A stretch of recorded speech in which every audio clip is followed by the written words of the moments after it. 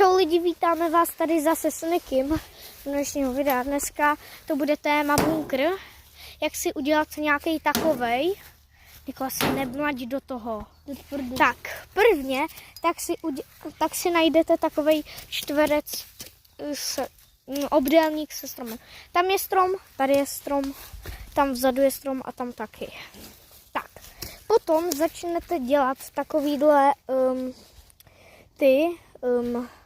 jak to mám říct? No prostě stěny, jo. A pomocí provázků to tam přivážete. A na druhé straně je to stejný, my to ještě nemáme.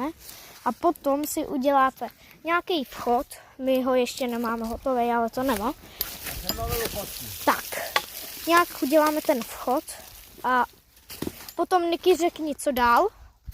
Potom dál uděláme takovou Střechu.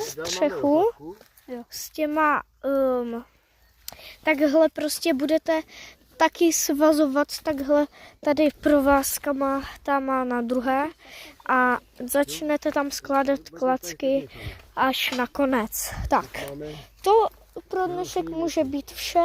Ještě si tady můžete udělat unikový východ, že tady takhle vykopete, my ještě kopem a potom to můžete podlézt. Jo, tak to je vše. Tak čau.